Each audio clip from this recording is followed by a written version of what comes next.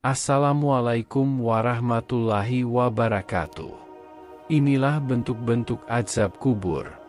Telah dijelaskan juga bahwa orang-orang kufar, orang-orang munafik dan sebagian kaum mukminin akan mendapatkan azab di alam kubur karena kekufuran atau maksiat yang mereka lakukan.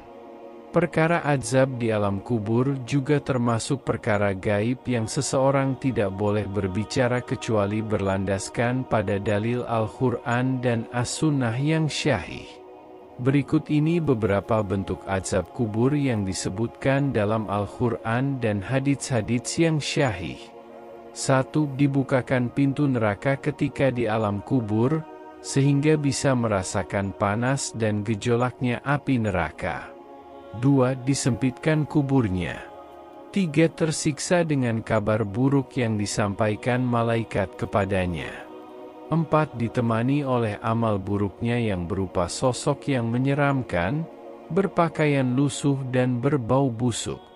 4 hal tersebut berdasarkan hadits dari Al-Barra bin Azib radhiyallahu anhu yang panjang, bahwa Nabi Shallallahu Alaihi Wasallam bersabda, "Ruh hamba yang kafir ketika berpisah dari dunia, meninggal, dan menghadapi akhirat, akan turun kepadanya malaikat langit yang wajahnya garang.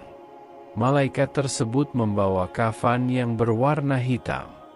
Kemudian malaikat tersebut duduk di sisinya dan mereka memenuhi pandangan si hamba. Lantas malaikat maut duduk di sisi kepalanya sambil membentak, 'Wahai ruh yang busuk, keluarlah menuju murka Allah dan kemarahannya.'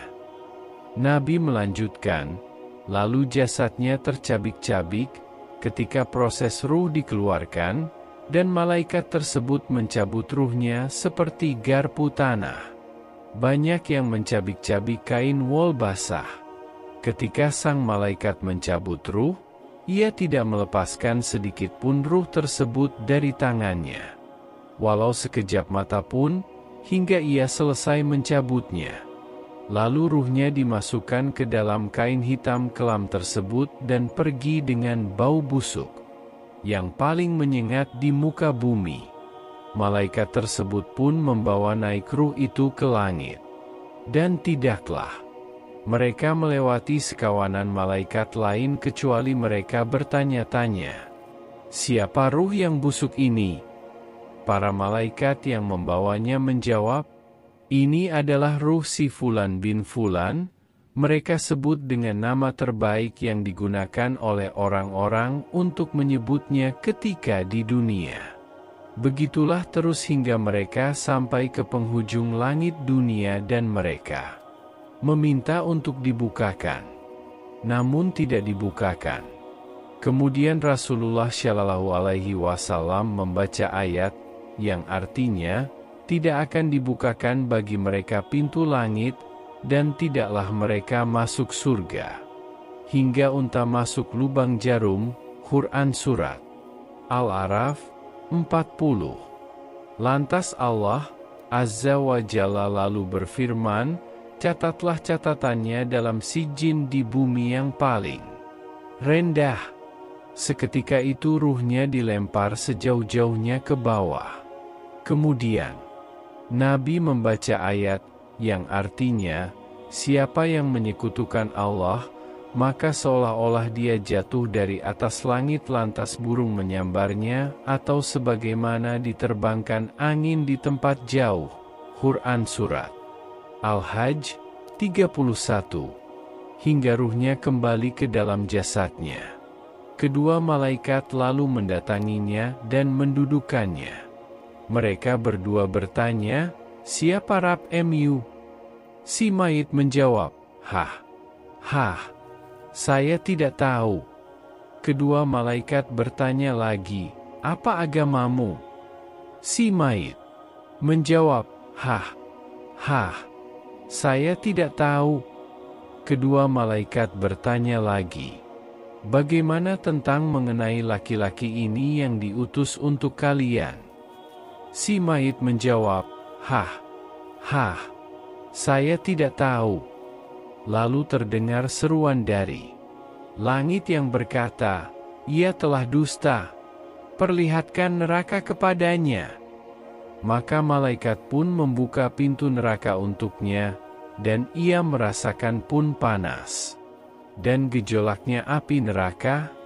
Kemudian kuburnya pun menghimpitnya hingga remuk tulang-tulangnya. Ia pun didatangi oleh laki-laki yang wajahnya garang, pakaiannya lusuh, baunya busuk. Lelaki ini berkata, "Rasakanlah semua yang menyusahkan mu ini. Inilah perkara yang telah dijanjikan kepadamu." Lalu si mayit bertanya, "Siapa engkau?"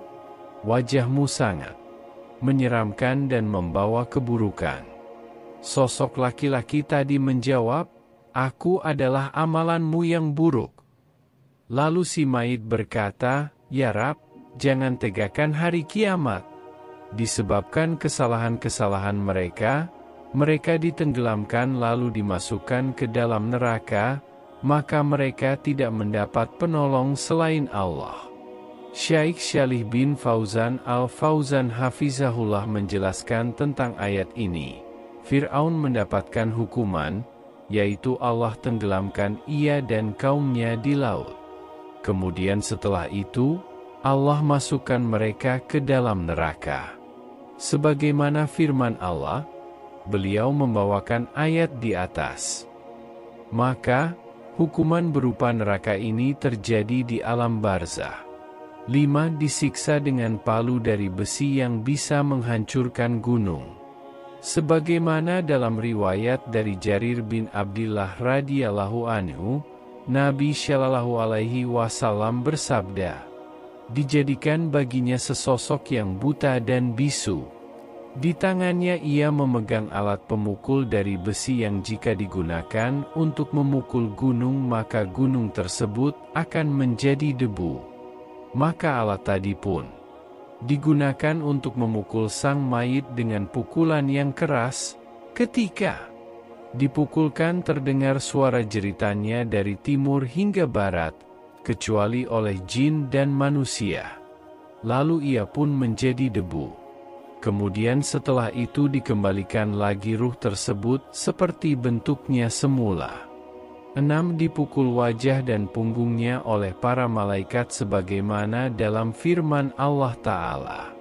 Dan andaikan kamu melihat ketika para malaikat mencabut nyawa orang-orang yang kafir sambil memukul wajah dan punggung mereka, dan berkata, "Rasakanlah olehmu siksa neraka yang membakar."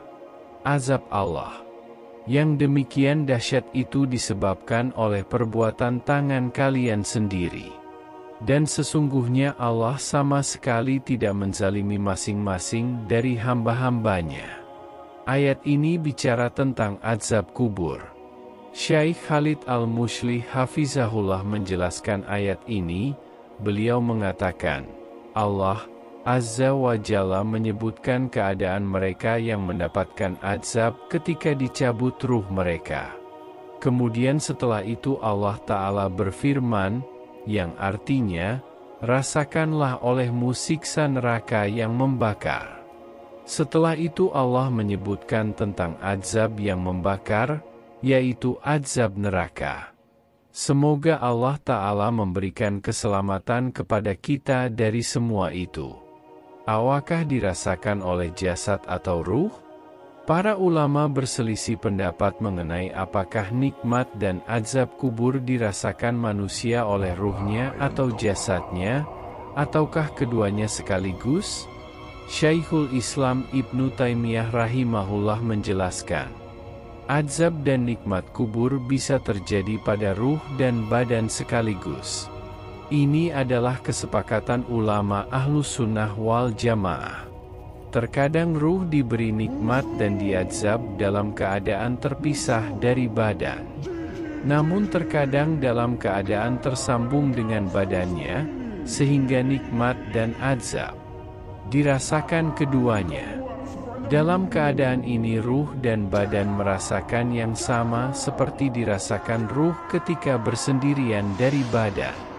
Lalu apakah mungkin azab dan nikmat kubur terjadi pada badan saja tanpa dirasakan ruh? Dalam hal ini ada dua pendapat yang masyhur dari para ulama hadits dan sunnah.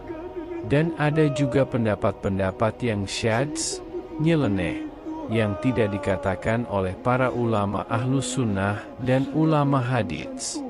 Pendapat yang mengatakan bahwa hanya ruh saja yang merasakan nikmat dan azab sedangkan badan tidak akan merasakannya, ini adalah perkataan orang-orang falasifah, ahli filsafat, yang mereka mengingkari adanya ma'adul abdan, dipulihkannya kondisi jasad manusia setelah mati.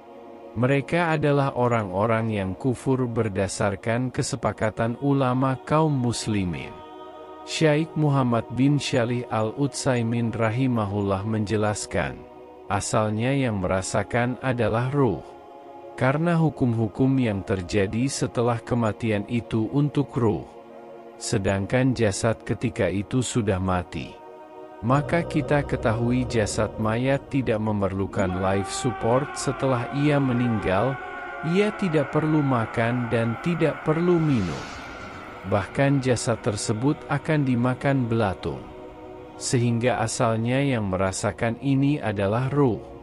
Namun Syekhul Islam Ibnu Taimiyah mengatakan bahwa terkadang ruh itu tersambungkan dengan badannya.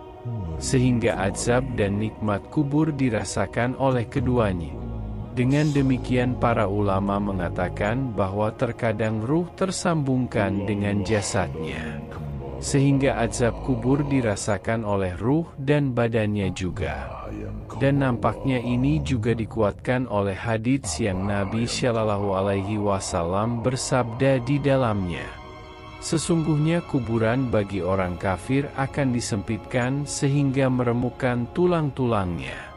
Ini menunjukkan bahwa terkadang azab itu terjadi pada jasad karena tulang-tulang itu ada pada jasad.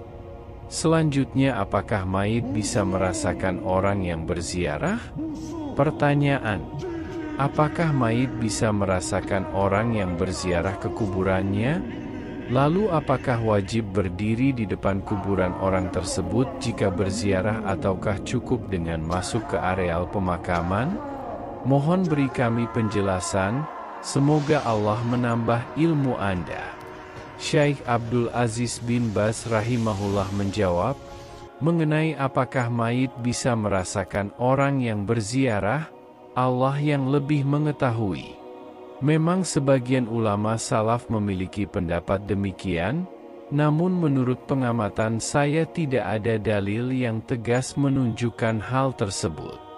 Namun kita ketahui bersama bahwa ketika ziarah kubur kita dianjurkan mengucapkan salam. Semoga keselamatan ditetapkan pada kalian, wahai penghuni tanah kaum muslimin. Sesungguhnya kami insya Allah akan menyusul kalian. Kami memohon keselamatan bagi diri kami dan juga kalian. Semoga Allah merahmati orang-orang yang telah mendahului kami dan orang-orang yang kelak akan mati. Amalan ini semua disyariatkan. Adapun mengenai apakah si mayit merasakan atau tidak itu membutuhkan dalil yang tegas, wallahu alam. Namun, baik si mayit merasakan atau tidak, itu tidak merugikan kita. Yang dituntut dari kita adalah menjalankan sunnah. Dianjurkan bagi kita untuk berziarah kubur, mendoakan orang yang telah mati, walaupun mereka tidak merasakannya. Karena yang kita lakukan itu membuahkan pahala bagi kita dan bermanfaat bagi si mayit. Doa kita untuk mereka akan bermanfaat bagi mereka, sedangkan ziarah kubur yang kita lakukan akan bermanfaat bagi kita sendiri. Karena dalam ziarah kubur ada pahala, dapat mengingatkan kita terhadap kematian, mengingatkan kita terhadap akhirat, sehingga bermanfaat bagi kita. Si mayit pun mendapat manfaat dari hal itu, yaitu dengan doa kita, dengan permohonan ampunan baginya, sehingga ia pun mendapat manfaat.